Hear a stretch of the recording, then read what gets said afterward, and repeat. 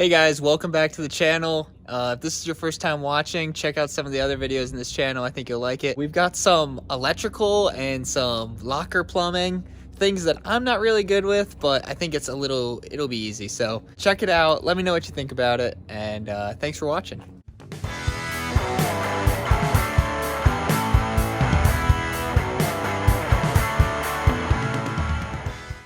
So first things first, I should crack this beer because I'm off of work and it's only right at this point. Now we can go get started. For the people who don't know, this is my 2018 Tacoma. I've got a ton of videos on me rebuilding this thing, basically. The cool thing that this truck has, or one of them, is that it has ARB air lockers front and rear. The only issue is that they are not plumbed up to anything. So that's the rear air locker fitting, and it's just cut. And then this is the front air line for the front air locker. So yeah, this truck's got 529 gears and air lockers, but when I bought the truck, it didn't have the air compressor in it. So this is what I bought to get these lockers working. This is just a air compressor by ARB that is specifically designed just for lockers. So this isn't for filling up tires. Even though you could use it, it would just take forever. But this, we got to mount this somewhere, hook up all the air lines to it. I got some new air line for the rear locker here. And these are a bunch of fittings, and these are like the activation solenoids. So when you press the button, it sends air to that air locker and gives you a fully locked diff. So this company tried to send me this to sponsor it and make a sponsored video, but I had already bought it, so I'm just gonna do a honest review probably when I do install this, and just see what I actually think about it, since, you know, I paid full price anyway. This is a like a multi-function controller, basically. It's like a light switch. So this is going to be for our front light bar, our air compressor, and then the front and rear lockers. So we can turn everything on and off just from this little panel. And yeah, they make these things, they call them spods, I believe. That's like the company that makes the real version of this. This is just the Chinese knockoff. And this is the adapter harness that you'll need to run this compressor with these solenoids and turn your front and rear lockers on when you want, and use this little guy. So you might be wondering, why do I want lockers? Why do we want lockers on this thing? Well, it's pretty simple. One, it's cool to tell all your friends that you have lockers and they don't. But number two, it comes in handy because even though the truck says 4x4 on it, technically, it's only two-wheel drive. And you might be saying, that makes no goddamn sense. Give me a second to explain myself and you'll understand. So when you have open differentials, power is only getting sent to the tire with the least amount of traction. And you might have seen this if you're in the snow or in gravel and you're trying to get one wheel to spin, and the one that you really need to spin is not turning at all. And that's because open differentials, like I said, only send power to the tire with the least amount of traction.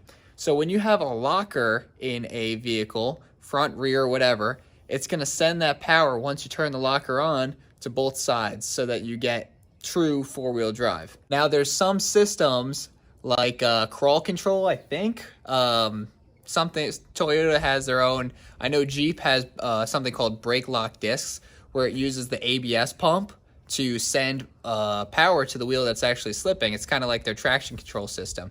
So that works pretty good, but it's still not a true locker 100%. My Cherokee here has front and rear automatic lockers. So those are always on.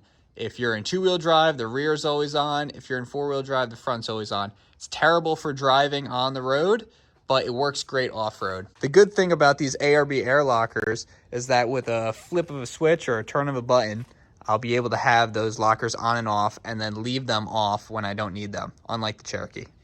So I'm gonna need to find a place to put this air compressor and also install this controller. So I think what I'm gonna do first is set up this controller, so then this will have power, and we'll go from there. Okay, so I've gotta find a place to mount this thing. This is like our main control box where you plug all your lights and stuff into. And yeah, there's not much room in here, as you can see. All right, here's what I came up with. This is our control panel here. I mounted it to the firewall or the front fender here with like 2 self-tappers. And these are pretty strong. This isn't going anywhere. I mean, it's so tight, there's really nowhere else to put it. And this is our main power supply. We got a ground wire coming off of it, and then this is our accessory wire. Basically turns on the lights on the little control box. So when you turn on the truck, that'll go on. But yeah, so this is good. Now I just have to put the actual panel on the interior with all the buttons. So here's our button panel, and I want this to go right here and cover this stupid cubby that I never use. I think I'm gonna stick this wire, maybe like pull this piece out, drill a hole, stick the wire in there, and then that'll be where it sits. There we go. Hello. It was kind of stuck in there.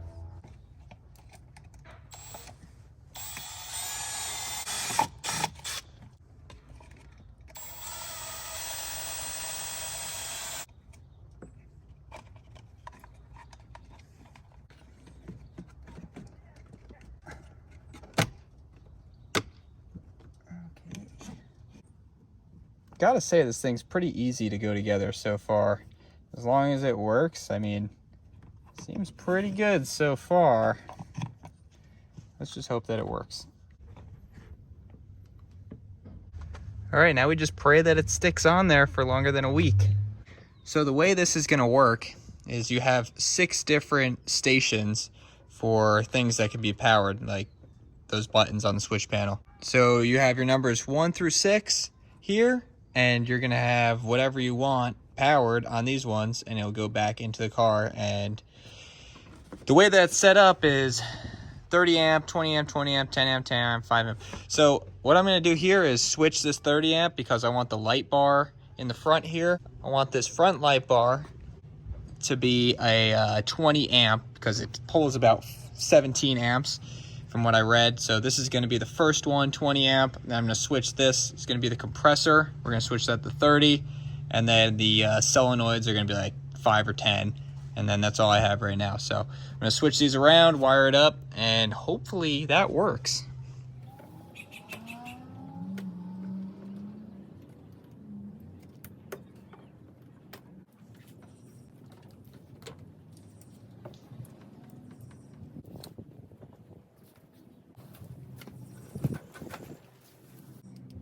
Got our positive wired up to number 1, negative on the terminal. So let's see if this works. It should be this first button. Nice. That works. Okay, so here's all of the air locker stuff that I have.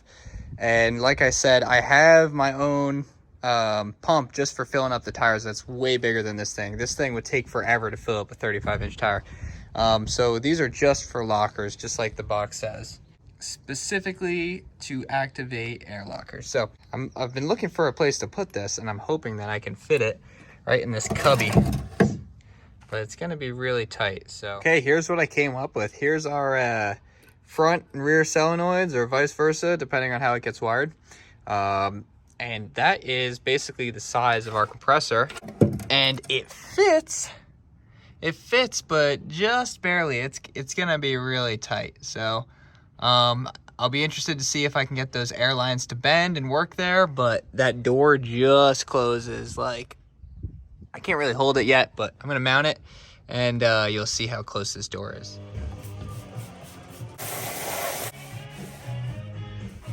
So this is gonna be our backing plate, and it's also going to be used as a drill template.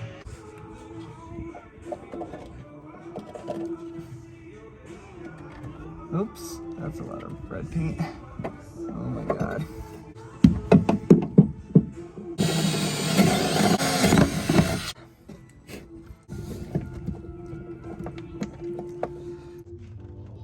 All right, this is all mounted and it's sturdy, looks good. And let me show you how close we are here to it not fitting. Kind of gotta put a little bit of oomph into it, and you can see it just bows out a little bit. So yeah, it's close. That's the line the previous owner left in. This is the front differential now on the underneath the truck. And the line was ran very questionably. Hooked up to the transfer case, just dangling near the exhaust. And so what I'm gonna do is I'm going to get this line out of the way and out of danger, so it doesn't get snagged on anything, doesn't burn on the exhaust, and we don't lose our locker.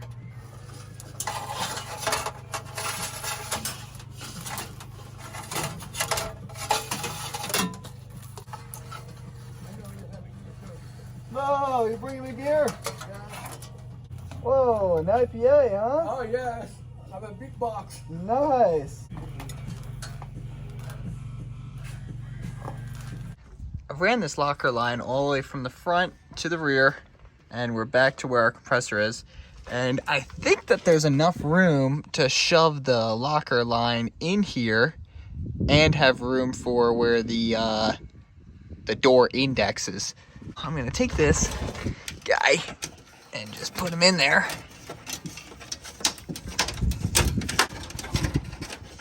Boom. And we'll go topside. Now that we're back up here, I'm going to mark where I need to cut this line. Cut it, and then this is a push to connect fitting. Super easy. All you do is just push it in and you've got air. Uh-oh. Oh, there we go. Nice. Here's what the rear end has on it. I just cut the line because it got all burnt out by the exhaust, but you got a hose and then you got a little ferrule, and this thing compresses into this fitting here and goes to your air locker. So since we're putting in a whole new line, getting rid of this, we need a new ferrule. Okay, so you're gonna have your ferrule, your fitting here, and a clean cut on the end. You're gonna insert that in there, and it will sandwich that down. We're gonna grab our wrench, make sure this is completely seated. All right, I'm gonna cut right here. Let me grow a third hand real quick. Nom, nom, nom, nom, nom, nom. Oh, and it's gone.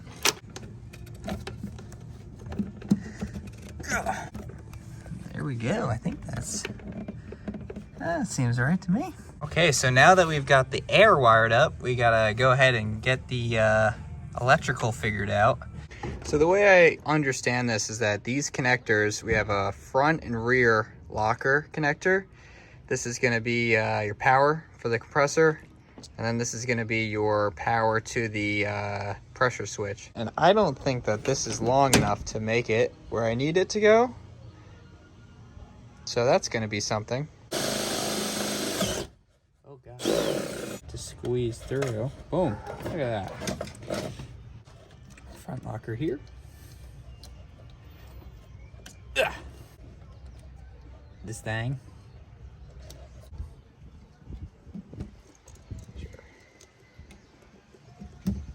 All right, I got the whole wire loom all the way forward, and you'll notice it's changed colors.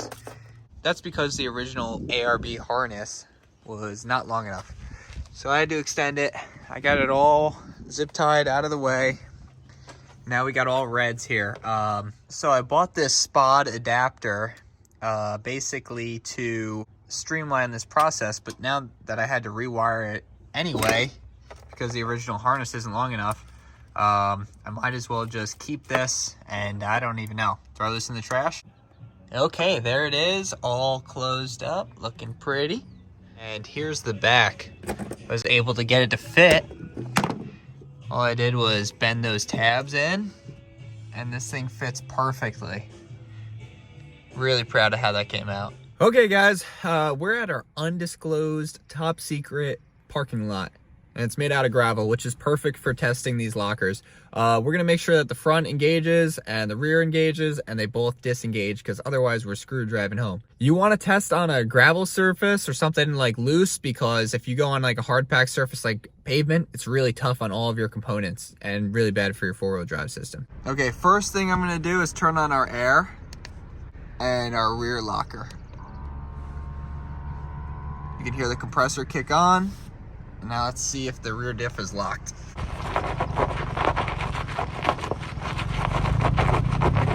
Oh yeah, that's definitely working. And this is just, I'm in 2-wheel drive right now with the traction control off so that the computer doesn't freak out. Now what I'm gonna do is throw her in 4-wheel drive, and I will put the front locker on. But first I'm gonna show you what it looks like without the front locker. So without the front locker, I should be able to turn pretty easily. And I can, which is good. That means that the front is able to slip and turn when it needs to. You can see the rear is still locked. I'm gonna turn on that front locker and you'll see the difference here. This will make it so that there's no slip in the front. Okay, the air compressor just kicked on. That's good. It should have air in it, and we should have front and rear differentials locked right now. I got both of them on, so let's see if there's a difference. Oh yeah.